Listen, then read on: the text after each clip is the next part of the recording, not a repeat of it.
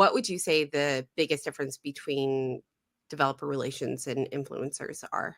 Yeah, and just to acknowledge, there's definitely a Venn diagram, right? Like Kamala Harris, I love a Venn diagram, and I think you have to look at, there's definitely an overlap, and I would say the biggest difference is that anchoring of your day-to-day job. When I was at Microsoft, I focused mostly on Azure DevOps and infrastructure as code, and really kind of highlighting what people needed and how they could utilize Azure for that purpose.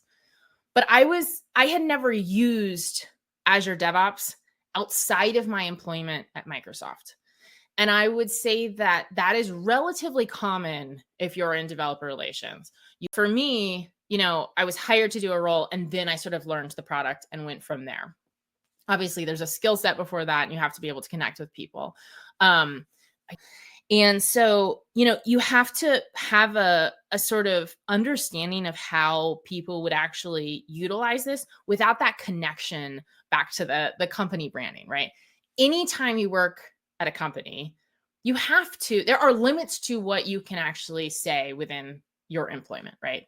And I think part of the friction with developer relations that I've experienced and where we have lost power in this market is it used to be that developer relations had enough power in organizations to really push back on leadership and product and say, no, this is what we need to say, or no, this is going to hurt you in the community. And there was just so much, I felt a lot more power and capacity to protect communities than I did when I eventually left in December. And I think, we're all fighting the good fight, and I had a lot of privilege to be able to leave. But I think right now there's a friction and a tension there that we're just kind of figuring out. And so that's part of it, right? Like you do have limitations when you're in developer relations. For me, the primary difference is when you are working in DevRel, you are going to be so focused on that product, going to be the technical expert in that product. And then you want to expand beyond your reach and the reach of your team. I mean, you look at folks, once you've kind of bought in on a product, you're going to, again, hit the edges of your audience pretty quickly, right? And so what the external influencers are able to do is actually promote the content that developer relations teams are doing, and extend that sort of feedback loop, extend that reach, so that you're connecting with developers and technical audiences way beyond the bubbles of each individual advocate. Does that make sense?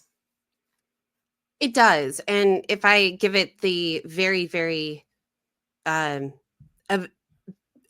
say the very basics of the recap, what comes to mind is developer relations, and when they're working for a company is, for example, they're going to show how you make content work for that product, where an influencer will say, hey, this is how you make this product work with a completely different product, and how they may work well together, or how they work well in the ecosystem. Yes, definitely.